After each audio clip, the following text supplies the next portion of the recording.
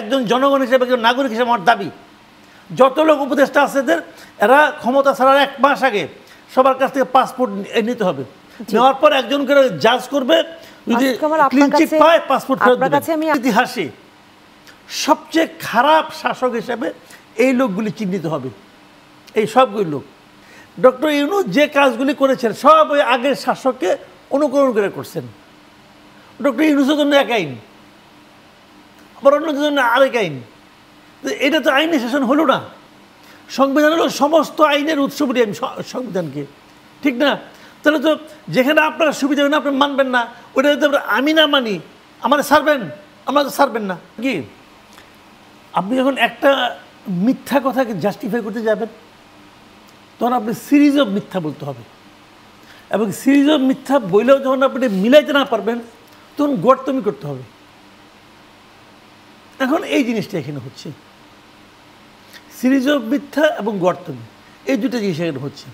ভাই এত কিছু তো দরকার ছিল না।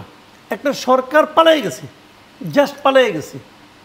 তো পালাই যাওয়ার পর সে কি সংবিধান মাইনে পালাই গেছে? পালাই যায় তো। সংবিধানে কোথাও আছে প্রাইম মিনিস্টার পালাই যাইতে পারে? আছে? কোথাও লেখা নাই। নাই তো। সে সংবিধান নিয়ে খেলাই পড়তো, এই সংবিধানে কোথাও পালানোর ইতিহাস নাই, পালানোর অপশন নেই, আমি পালাবো না। দাঁড়ালো না কেন? কারণ বাস্তবতার সঙ্গে সংবিধান মুখোমুখি দাঁড়াই গেছিল। বাস্তবতা এক জিনিস, সংবিধান আরেক জিনিস। তো যদি বাস্তবতাই ঠিক হয়, পরে আপনাকে যে সংবিধান মেনে শপথ দিতে বলছিল কে? কারণটা কি?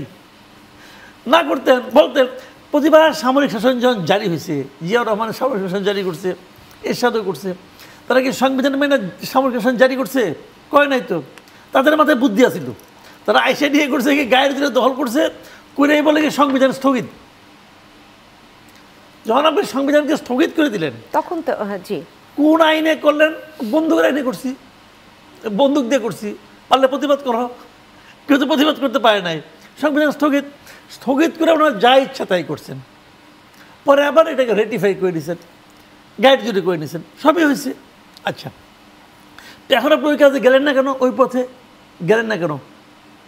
আপনি মহাজ্ঞানী, সব সব মহাজ্ঞানী, জ্ঞানের কোনো শেষ নাই, জ্ঞানের ভারে নুজ্জ হয়ে গেছে একজন।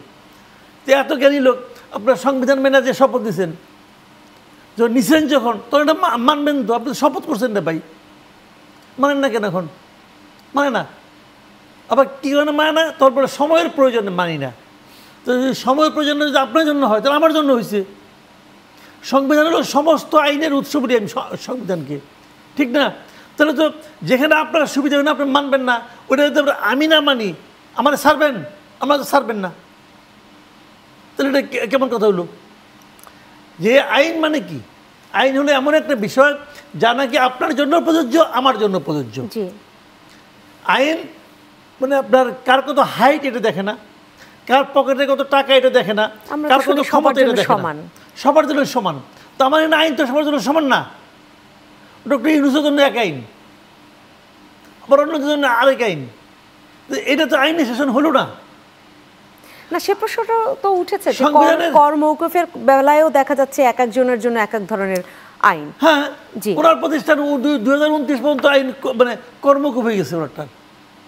ওনার সমস্ত মামলা একটার পর একটা, যেটা আমরা 111 সময় দেখছিলাম, 111 সময় মামলা কিন্তু খালেদা জিয়ার নামে হয়েছে, শেখ হাসিনার নামে হয়েছে। হয়েছে তো ক্যাঙ্গারু কোর্ট ওখানে হয়েছে, 2 জায়গায় হয়েছে। কিছু গেলে পরে 14 বছরের জেল না 13 বছর জেলের ক্যামেরা হইতো। শেখ হাসিনা ক্ষমতায় আসলো, আর সে নিজেদের সব মামলা উঠাই নিল, ওনাদের কোনো মামলা উঠে না। তো এটাকে উনিকে আইন শাসন কায়েম করার কোনো আকাঙ্ক্ষা ওনার ছিল না তো। তো এখন একই জিনিস হচ্ছে তো। ডক্টর ইউনূস যে কাজগুলি করেছেন সব ওই আগের শাসককে অনুকরণ করে করছেন। সংস্কার করতেছেন, আমি একটা উদাহরণ দেবো। সংস্কার করতেছেন ওনারা, যে সংস্কার করতেছেন সেই সংস্কারের কোনো একটা জিনিস আপনি নিজেদের সরকারের মধ্যে প্রয়োগ করে দেখেন না। এই সংস্কার জিনিসটা একটু বুঝি আমরা। করতে পারছেন? পারেন নাই তো। নির্বাচন কমিশন, নির্বাচন ব্যবস্থার সংস্কার করবেন, নির্বাচন কমিশন গঠন করছেন আগের নিয়মে, বরং আগের জন্য খারাপ করছেন আপনার নির্বাচনী আইনগুলির ক্ষেত্রে। নির্বাচনী আইন আগের চেয়ে খারাপ করছেন। 2008 যে নির্বাচনী আইনটা ছিল যে আপনার না ভোট সকল ব্যালটে থাকতে পারবে, আপনি ওটা রাখেন নাই। না ভোট রাখছেন কোথায়? যদি একজন ক্যান্ডিডেট হয়। এখন কি একজন ক্যান্ডিডেট হবে কখনো? ইহ জীবনে হবে। আমি যদি দেখি আমার এলাকায় আমি ছাড়া কোনো ক্যান্ডিডেট নেই, আমার ভয়ে কেউ আসতেছে না, আসলে পরে গুলি করে এড়ে দেবো। যদি এরকম হয় কেউ নাই, তখন আমি কী করবো? আমার বাড়ি চাকরি দাঁড়া করে দেবো, তুই দাঁড়া। এখন করে একক ভোট হবে, না ভোটে কি অর্থ আছে? নির্বাচন ব্যবস্থা সংস্কার কমিশনের সব সুপারিশও নেওয়া হয়নি, তাহলে আসলে কিচ্ছু করা হয়নি। তাহলে সেই আলোচনাটা এতদিন ধরে ভাই এরা ওই লোকে জানেন, মানে সত্যি কথা বলতে কি, এদের মানে আমাদের এই জাতির ইতিহাসে সবচেয়ে খারাপ শাসক হিসেবে এই লোকগুলি চিহ্নিত হবে, এই সবগুলি লোক। এদের মধ্যে সবাই যে চোর তা কিন্তু বলতেছেন, অনেক ভদ্রলোক আছে এখানে, কিন্তু তারাও কিন্তু ওইটার মধ্যে ঢুকে যাবে। আর যারা চোর এরা তো দেশ ছেড়ে পালাবে। আমি তো মনে করি যে প্রত্যেকটা উপদেষ্টার ক্ষমতা ছাড়া 1 মাস আগে সবার পাসপোর্ট সারেন্ডার করতে হবে। এটা একজন জনগণ হিসেবে, একজন নাগরিক হিসেবে আমার দাবি। যত লোক উপদেষ্টা আছে এরা ক্ষমতা ছাড়ার 1 মাস আগে সবার কাছ থেকে পাসপোর্ট নিতে হবে। নেওয়ার পর একজন করে জাজ করবে, যদি ক্লিন চিট পায় পাসপোর্ট ফেরত দেবে।